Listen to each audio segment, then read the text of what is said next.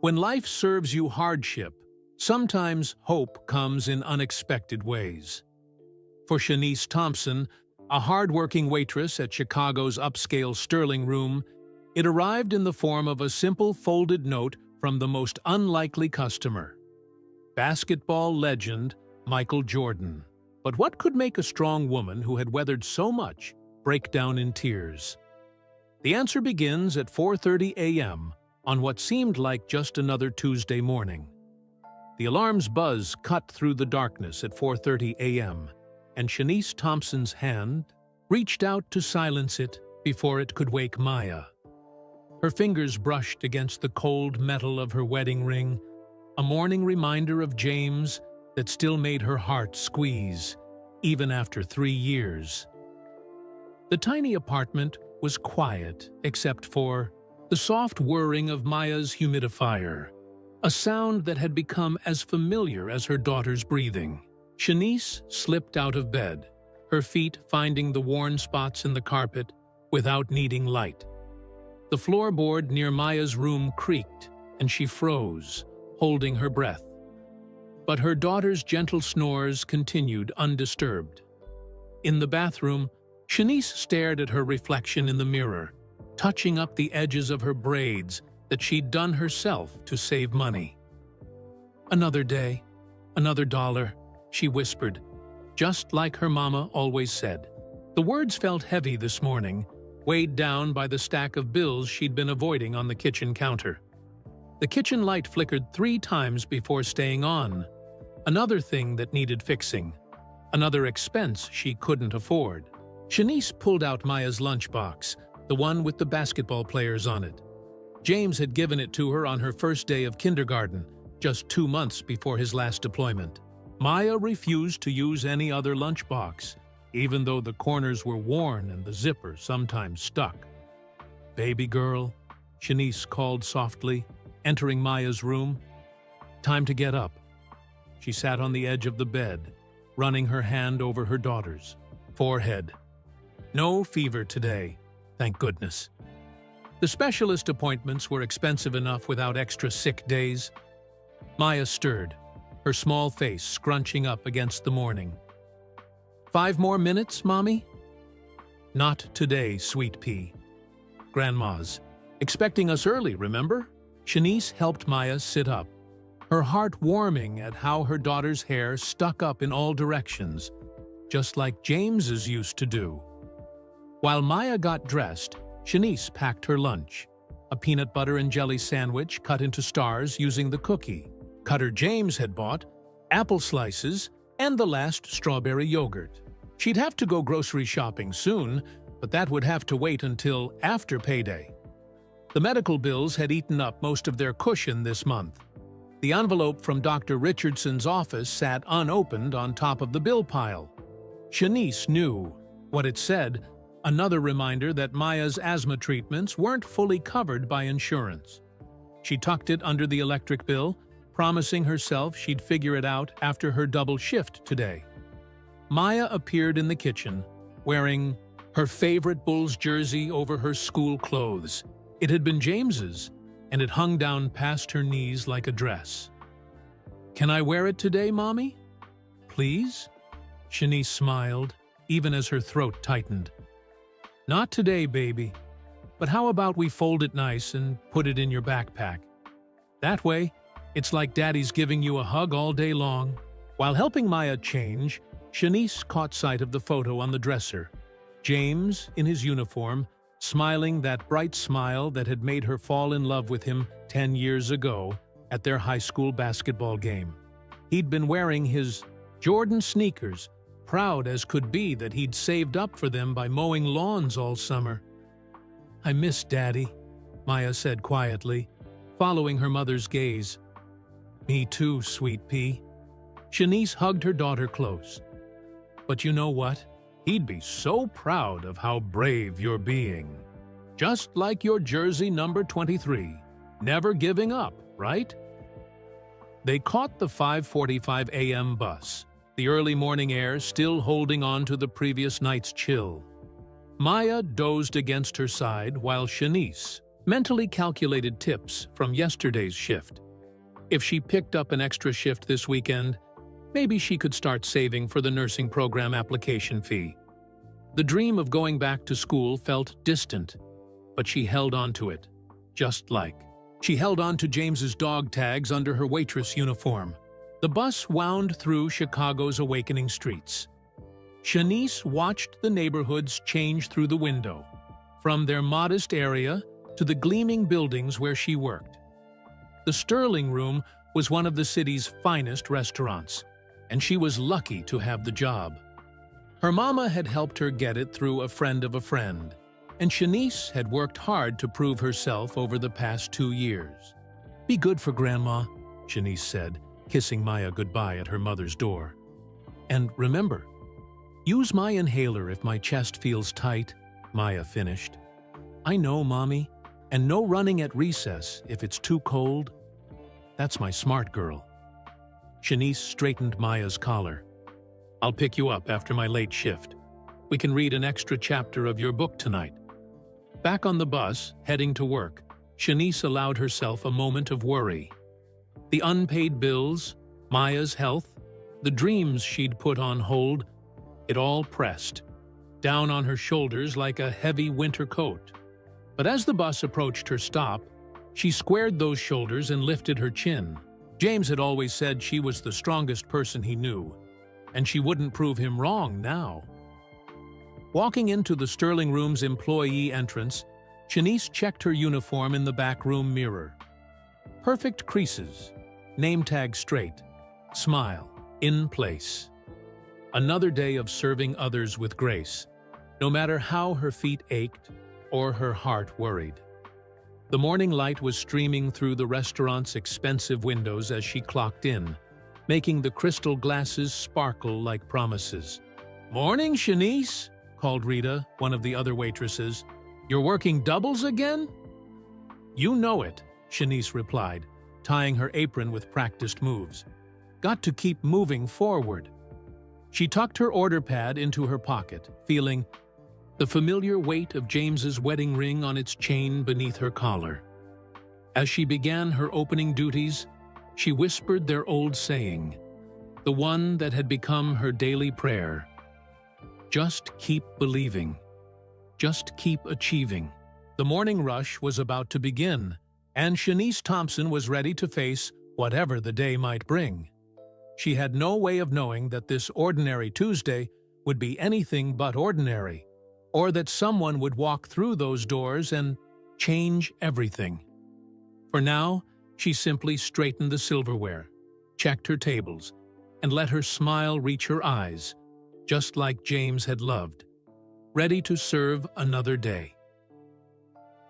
The morning crowd at the Sterling Room always started with the business breakfast crowd, men and women in sharp suits with shiny shoes, ordering egg white omelets and discussing deals over coffee that cost more than Shanice's hourly wage.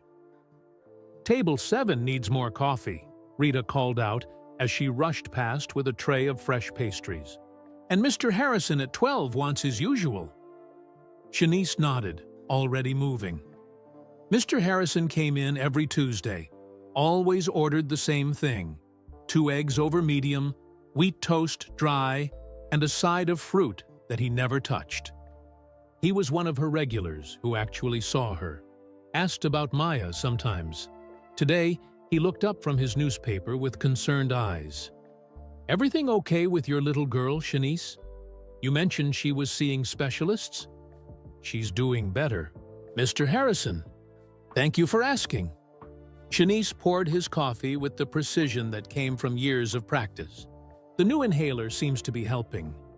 She didn't mention that the inhaler cost nearly a week's worth of tips. Instead, she moved on to her other tables, keeping all the plates spinning, just like James used to say about her multitasking skills. The morning light streamed through the tall windows, making the crystal glasses sparkle and the silverware gleam. "New girls struggling," Rita whispered as they passed each other near the kitchen.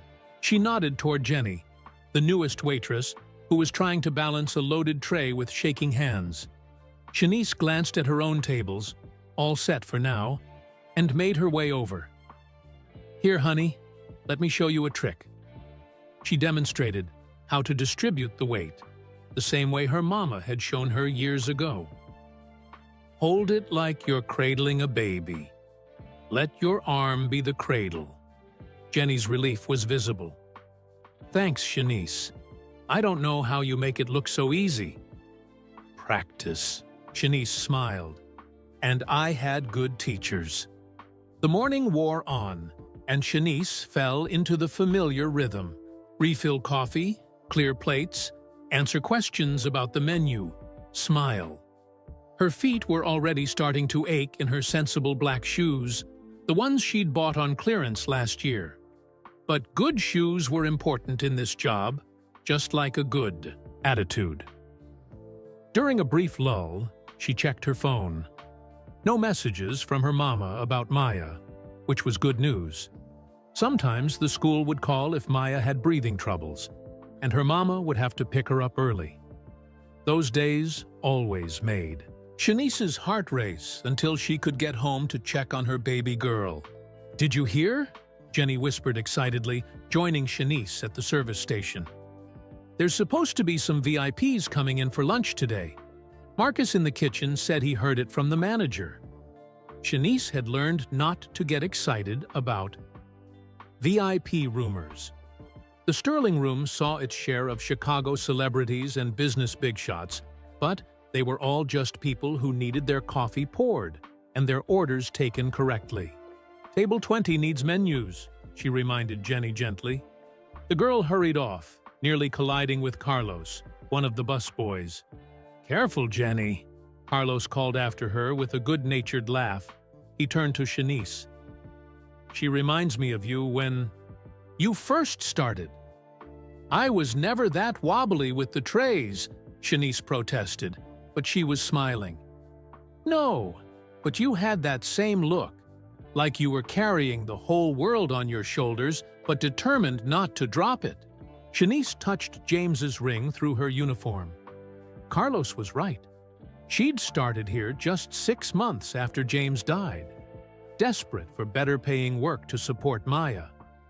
The Sterling Room had seemed so intimidating then, with its crystal, chandeliers, and wealthy customers. Now it was almost like a second home, even if she still felt the weight of all her responsibilities. The lunch rush was approaching, and Shanice began her preparations. Fresh pepper in the grinders, wine glasses polished, tables perfectly set. She found herself humming under her breath, an old habit picked up from James, who used to sing while he did the dishes. A memory flashed through her mind. James and Maya dancing in their tiny kitchen, Maya standing on her daddy's feet as he hummed their favorite song. It had been a Bulls game night, and they were all wearing their jerseys. James had splurged on pizza delivery, saying they were celebrating because Michael Jordan had just led the team to another victory. "Order up for table 4." The kitchen call snapped her back to the present. As she carried the plates to her table, Shanice noticed the restaurant's manager, Mr. Walsh, looking unusually nervous. He was straightening his tie repeatedly and checking his phone. The VIP rumors must have some truth to them. "Shanice," Mr. Walsh called her over. "You'll be handling Section 3 for lunch. Jenny will take your usual section." Section 3 was where they seated their most important guests. Shanice had earned her way there over time, proving she could handle the pressure and demanding customers with grace. "Yes, sir," she nodded, already mentally preparing. She'd need to make sure everything was perfect. A burst of excitement rippled through the restaurant staff. Shanice saw Carlos peering out the front windows, and Jenny practically bouncing with anticipation. Even Rita, who'd been serving here for 15 years and claimed nothing excited her anymore, was smoothing her hair. Shanice took a deep breath and checked her reflection in a wine glass. Her braids were still neat, her collar straight, her smile genuine. James had always said her smile was what he noticed first about her, back when she was just a high school girl watching him play basketball. The lunch crowd began filtering in. Lawyers from the nearby firms, ladies who lunch in designer clothes, business people making deals over expensive wines. Shanice moved between her tables with practiced ease, taking orders, making recommendations, being present without being intrusive. She was delivering a Caesar salad to table 28 when she heard the shift in the restaurant's atmosphere. The usual lunch buzz quieted for just a moment, then picked up again with an undercurrent of excitement. Shanice turned toward the door, and her heart seemed to skip a beat. There, being greeted by Mr. Walsh, was a tall figure she'd seen countless times on posters in their old apartment, on Maya's beloved jersey, in James's treasured photo collection, the man whose games they'd watched together as a family, whose name Maya still spoke with childlike awe. Michael Jordan had just walked into the Sterling room, and he was being led straight to Section 3. Her section. Shanice steadied herself, remembering James's words from long ago. Nobody's too big to be treated with simple kindness, and nobody's too small to deserve it. She'd serve Michael Jordan just like she served everyone else, with respect, efficiency, and her genuine smile. But as she walked toward his table, order pad ready and professional mask in place, she couldn't help but think of Maya's worn jersey at home and how excited her little girl would be to hear about this moment. If only James could see this too. He'd never believe it. The morning's ordinary Tuesday had just become extraordinary. But Shanice didn't know yet just how much this day would change everything. Shanice took 3 steady breaths as she approached the table, just like she'd taught Maya to do when using her inhaler. Michael Jordan sat with 3 other men in business suits, his presence somehow making the Sterling room's high ceilings feel lower. "Good afternoon, gentlemen," she said, her voice carrying the same warmth she used with every table. "Welcome to the Sterling room. May I start you off with something to drink?" Jordan looked up, and Shanice felt the full force of his famous competitive gaze. But there was something else there too, a flicker of kindness that reminded her of James's eyes when he'd watch Maya play. "Ice water for the table," one of the suits said, barely glancing up from his phone. "And we'll need a minute with the menus." "Of course." Shanice nodded, turning to go, when Jordan's voice stopped her. "Actually," he said, "I'd love to hear your recommendations. What's good here?" A memory flashed through Shanice's mind. James. Sitting on their old couch, excitedly telling Maya stories about Jordan's famous games. "That man could make anything look easy," he'd say. "But you know what made him great. He did the hard work when nobody was watching." "Our chef does an amazing job with the ribeye," Shanice replied, her professional smile warming into something more genuine. "But personally, I think the blackened salmon is our hidden gem." Jordan's eyebrows raised slightly, an amused smile playing at his lips. "Hidden gem, huh? I like that. I'll trust your judgment. Salmon it is." The other men quickly placed their orders, 2 steaks and a chicken, and Shanice moved efficiently to get their waters and put in the order. Her hands weren't shaking, but her heart was beating faster than usual. "Oh my God," Jenny whispered when Shanice reached the service station. "Is it really him? What's he like?" "He's a customer," Shanice said firmly, though she couldn't help smiling at Jenny's excitement. "Just like anyone else who deserves good service." But as she arranged water glasses on her tray, she thought about Maya's jersey at home. The one that had been James's, the one their daughter wore like armor on hard days. If only she could tell them both about this moment. Throughout the meal, Shanice maintained her professional rhythm. She appeared when needed, anticipated requests before. They were made and kept everything running smoothly. She noticed Jordan watching her interactions with other tables, the way she helped an elderly woman read the small print on the menu, how she quickly cleaned up a child's spilled milk without making the embarrassed parents feel worse. "Salmon really is excellent," Jordan said when she checked on their table. "Good call. I'm glad you're enjoying it, sir." Shanice refilled his water glass.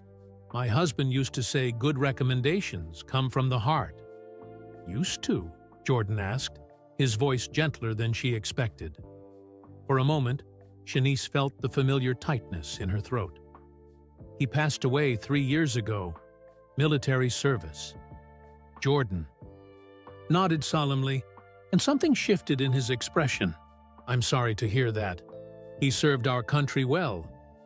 "Yes, sir, he did." Shanice straightened her shoulders, just like James had taught her. "Can I get you gentlemen anything else?" The business lunch continued, and Shanice kept her focus on providing excellent service. She overheard bits of their conversation, something about youth basketball programs and community investments, but maintained her professional distance. During a quiet moment, while brewing fresh coffee, she allowed herself to imagine telling Maya about this day. Her daughter would want every detail. What he ordered, if he was as tall as he looked on TV, whether he smiled like in the posters on her wall. "Miss?" Jordan's voice pulled her from her thoughts as she passed their table. "Could we get the check when you have a moment?" "Of course, sir. I'll bring that right away." At the computer terminal, Shanice prepared their bill with the same careful attention she gave every check. Numbers had always been her strong suit. It had helped her dream of nursing school, back before life had other plans. When she returned to the table, Jordan was alone. His business associates had stepped away, perhaps to take calls or visit the restroom. He was studying a piece of paper that wasn't the restaurant's menu. "Whenever you're ready, sir," she said, placing the check folder on the table. "There's no rush." Jordan looked up, and there was that kindness in his eyes again. "You know, my father always said you can tell a lot about a person by how they treat others when they think no one's watching." Shanice felt something shift in the air between them, like the moment before a summer storm. "Your father sounds like a wise man." He was. Jordan smiled, but there was sadness there too. "Thank you for the excellent service today, Shanice. And for the recommendation." "It was my pleasure, sir." She meant it too. Despite her own struggles, despite the bills waiting at home and Maya's medical expenses, making others feel cared for was something she took pride in. As she turned to go, Jordan spoke again. "One more thing." He folded the paper he'd been looking at and placed it in the check folder. "When you get a chance, there's something in there I'd like you to read." Shanice nodded, confused but maintaining her professional composure. She had no way of knowing that the folded paper would change everything. Her future, Maya's future, all the dreams she'd carefully packed away. The lunch rush was ending, and Jordan's table would need clearing soon. But for now, the check folder sat waiting at the server station, holding more than just a payment for lunch. It held a note that would make her burst into tears, but those tears would have to wait for her break. After all, she had other tables to serve first. That's what professionals did. They kept going, kept serving, kept smiling, just like James would have wanted, just like she'd always done.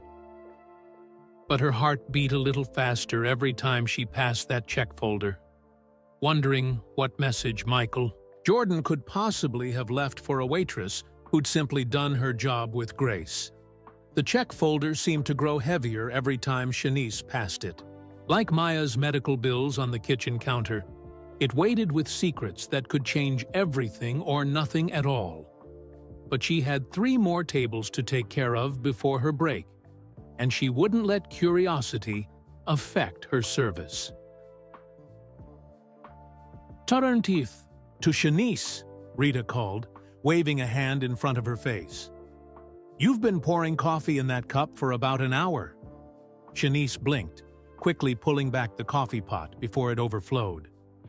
"Sorry, just got lost in thought for a minute." "There. Thinking about what Jordan wrote in that note?" Rita wiggled her eyebrows. "The whole staff's dying to know. Even Mr. Walsh keeps walking by the server station trying to look casual."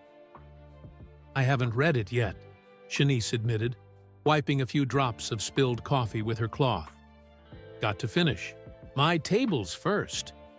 Rita shook her head with a smile. "Girl, you're something else. Most people would have read it the second he walked out the door. But that wasn't how Shanice did things.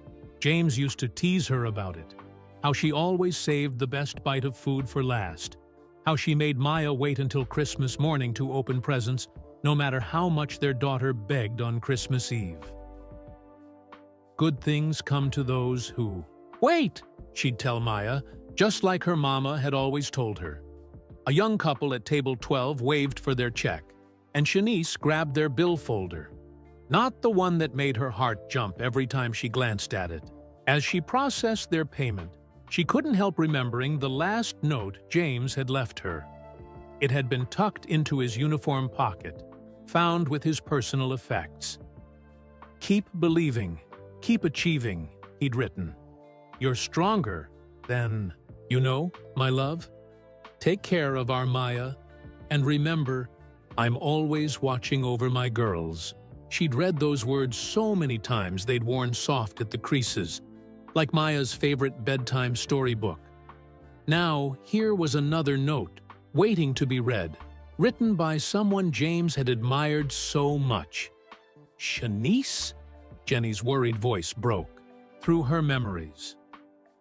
"Table 20 needs more bread, but my hands are full with these appetizers." "I've got it," Shanice said, already moving to help. The next 30 minutes passed in a blur of dinner roll baskets, drink refills, and credit. Card slips to be signed. Finally, Mr. Walsh touched her shoulder. "Time for your break, Shanice. Jenny can cover your tables." She nodded, her throat suddenly dry. Walking to the server station, she picked up the check folder with hands that weren't quite steady. The leather felt cool against her fingers as she carried it to the break room. The small room was empty, unusual for this time of day. Maybe Rita had something to do with that. Her friend had always been good at giving her space when she needed it. Shanice sat down on one of the metal folding chairs, the same chair where she'd eaten countless quick lunches while looking at photos of Maya on her phone. She placed the folder on the break room table, next to her purse with the unpaid medical bill still tucked inside. "Okay, James," she whispered, touching her wedding ring. "Give me strength." She opened the folder slowly. The credit card slip was on top. The tip amount made her eyes widen, but that wasn't what made her hands shake. Beneath it lay a folded piece of paper, crisp and white, with her name written on the outside in strong, clear handwriting. For a moment, she just stared at it. What could Michael Jordan possibly have to say to her? Maybe it was just a generic thank you note. Maybe he did this at every restaurant. Maybe her phone buzzed with a text from her mama. "Maya had a great morning. No breathing troubles at all. She can't wait to tell you about the story she wrote in class." Shanice smiled, drawing strength from the message. Maya was having a good day. That was what mattered most. Whatever this note said couldn't change that. She unfolded the paper carefully, smoothing it flat against the table's worn surface. The first words caught her eye, and her heart seemed to stop for a moment. "I couldn't help overhearing your conversation with your coworker this morning about choosing between rent and your daughter's medical care." The words blurred as tears filled her eyes. She hadn't known anyone had heard that whispered conversation with Rita before the restaurant opened. She'd been so careful to keep her struggles private, to never let them show in her service or her smile. But someone had heard. Someone had been paying attention when she thought nobody was watching. Her break was only 15 minutes long. The note in front of her promised to change everything, but she still had half a shift to work. Just like always, she had to keep going, keep serving, keep smiling. Shanice carefully folded the note again, tucking it into her purse next to Maya's medical bill. She wiped her eyes, checked her reflection in her phone's camera, and straightened her name tag. Whatever the rest of that note said, and her heart was racing with possibilities. It would have to wait until her shift was over. She had tables to serve, customers to take care of, and a job to do with grace and dignity. But as she walked back onto the restaurant floor, she felt lighter somehow.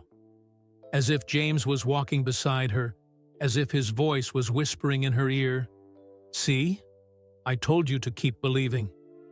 She didn't know yet exactly what the note said. She didn't know that her life was about to change in ways she couldn't imagine. But for the first time in a long time, she felt something she'd almost forgotten. Hope, as bright and unexpected as Chicago sunshine after a long winter. The rest of Shanice's shift passed in a blur of orders and smiles, her mind constantly drifting to the note tucked safely in her purse. Even Mr. Walsh noticed her distraction, but instead of his usual stern look, he just gave her a knowing smile. "Go home, Shanice," he said, as the dinner rush wound down. "Jenny can handle your last tables.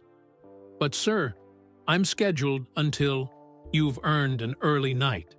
He patted her shoulder awkwardly. "Sometimes good things happen to good people, and you're one of the best." Shanice changed out of her uniform in the break room, her fingers trembling slightly as she pulled the note from her purse. The restaurant was quieter now, most of the lunch and dinner crowds gone. Through the break room's small window, she could see the sky turning purple with sunset. She sat down, touching James's ring for courage. The first line she'd read earlier echoed in her mind. "I couldn't help overhearing your conversation with your co-worker this morning about choosing between rent and your daughter's medical care." Taking a deep breath, she unfolded the note completely and began to read.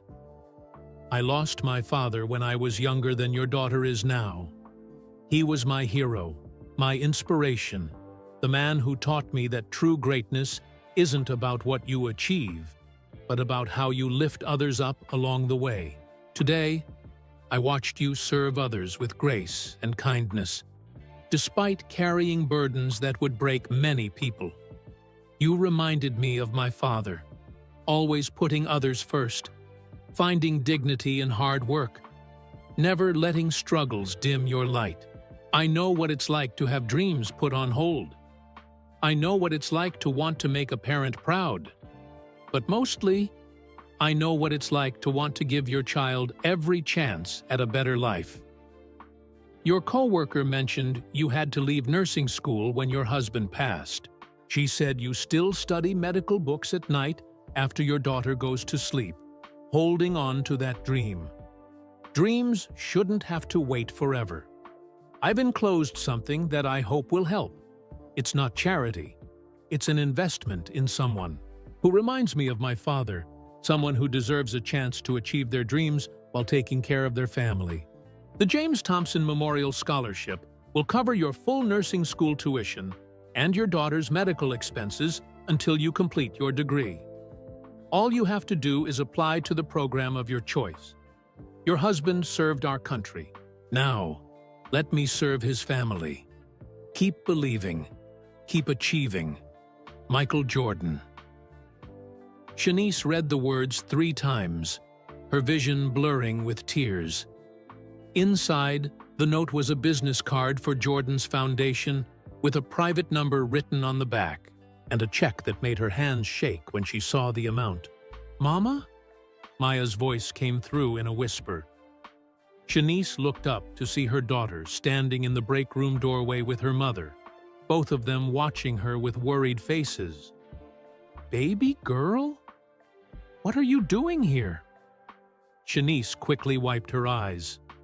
Mr. Walsh called Grandma, Maya explained, moving to hug her mother. He said something good happened, and we should come get you. Shanice pulled Maya into her lap, breathing in the familiar scent of her daughter's hair. Remember how Daddy always said angels sometimes walk among us? Maya nodded against her shoulder, like in his favorite Bible stories. Well, baby, I think he sent us one today. Shanice looked up at her mother, who was reading the note with her own tears falling. One who's going to help us make all our dreams come true. Are you going to be a nurse like you always wanted? Maya asked, her small fingers tracing the tears on her mother's cheeks. Yes, sweet pea. And you're going to get all the medical care you need. Shanice hugged her daughter closer. And you know what else? This is all happening because of a man Daddy admired so much. The one on your favorite jersey. Maya's eyes went wide. Michael Jordan? The real Michael Jordan? The very same. Shanice smiled through her tears.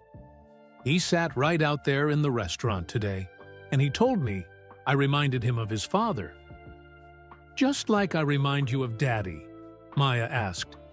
Exactly like that, baby girl. Shanice touched her wedding ring, feeling James's presence stronger than ever. And you know what? I think Daddy had something to do with this. He always said he'd watch over his girls. Her mother finally spoke, her voice thick with emotion. James would be so proud of you, baby. So proud of both his girls. They sat together in the quiet break room. 3 generations of strong women holding each other while happy tears fell. Through the window, the Chicago sky had turned to deep purple, stars beginning to twinkle like distant promises. Shanice thought about the morning's unpaid bills, the weight that had pressed on her shoulders for so long. She thought about James, about his unfailing belief in her strength. She thought about Jordan's words, about his father, about dignity and hard work, about dreams that shouldn't have to wait forever. Can we call him? Maya asked suddenly. To say thank you? Shanice touched the business card with its handwritten number. Tomorrow, sweet pea. Tonight, I think we should visit Daddy and tell him our good news first. Maya nodded solemnly. He'll be so happy.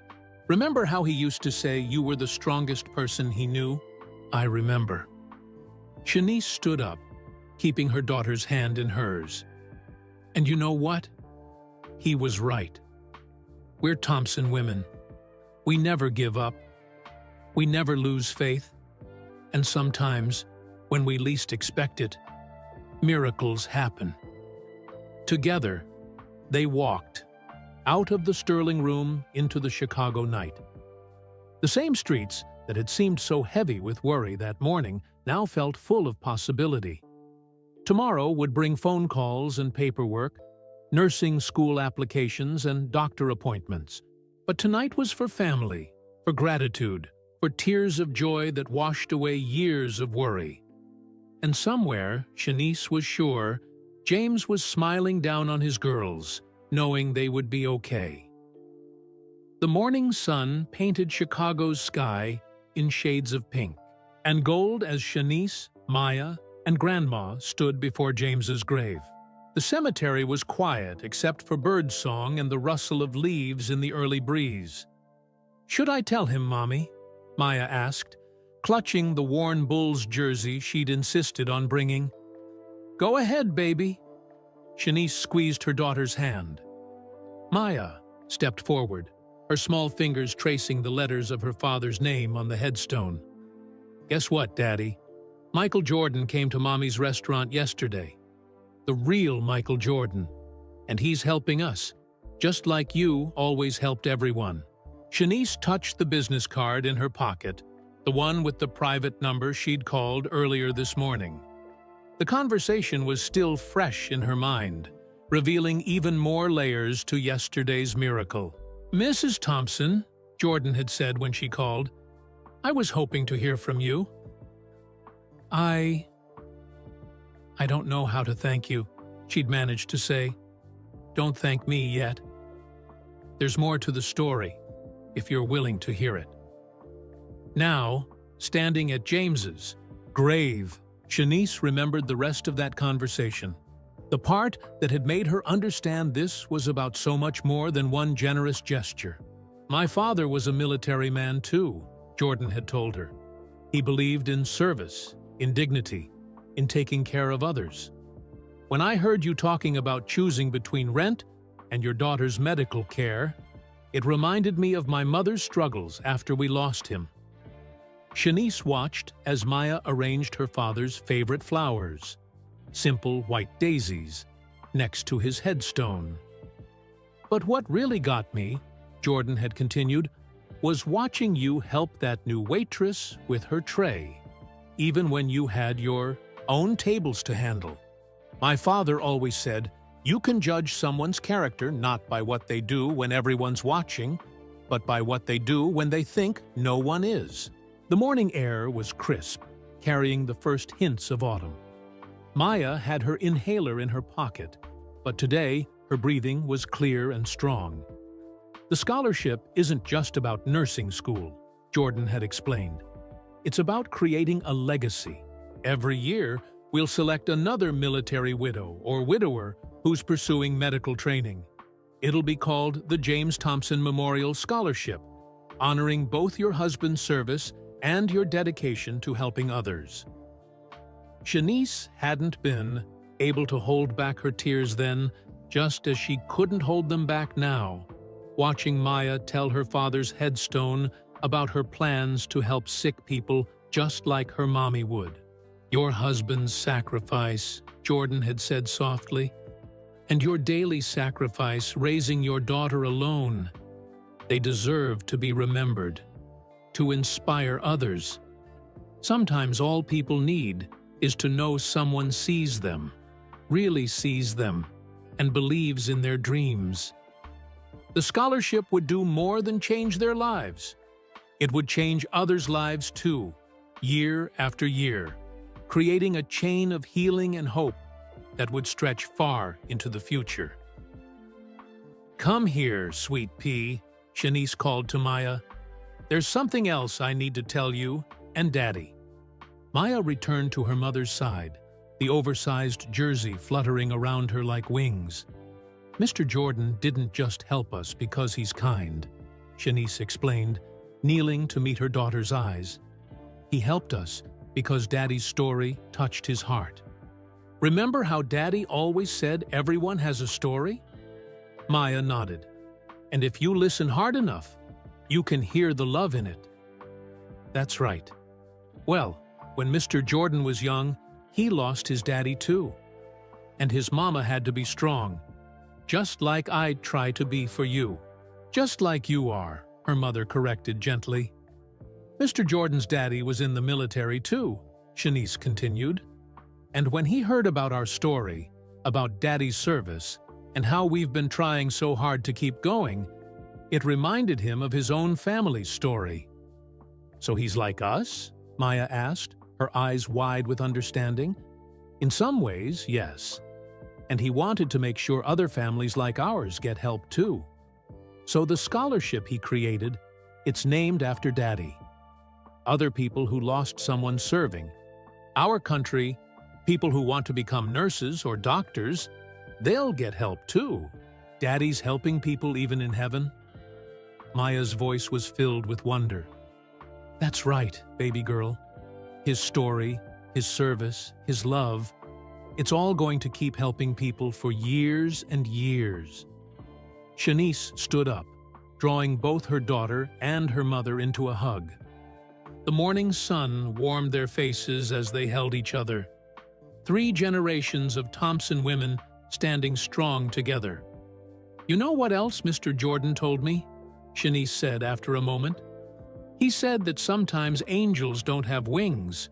Sometimes they wear waitress uniforms or business suits or even basketball jerseys. Sometimes they're just regular people who take time to really see others and help when they can.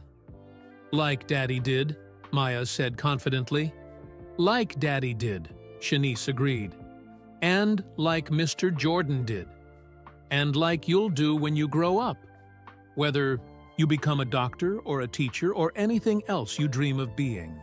They stayed a while longer, Maya telling her father about her plans for the future, about how she'd wear his jersey to her first day at the new doctor's office, about how she'd help other kids who had trouble breathing too.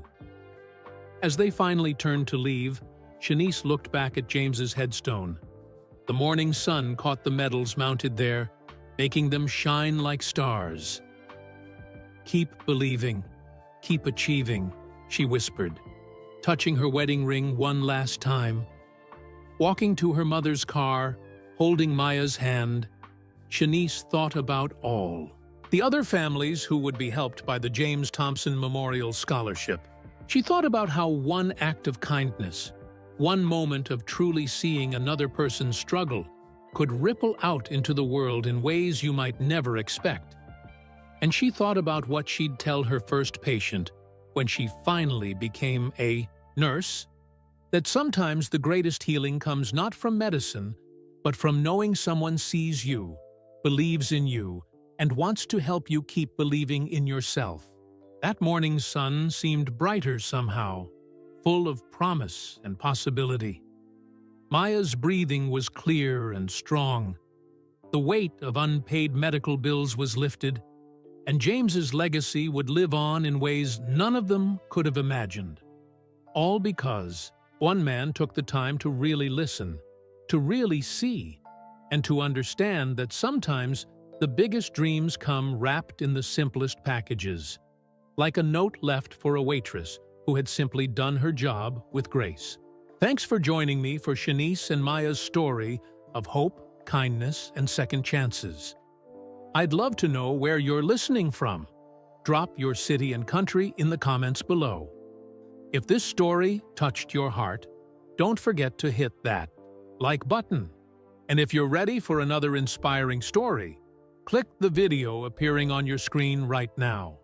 Sometimes the biggest miracles start with the smallest gestures, just like a simple note from an unexpected customer. See you in the next story.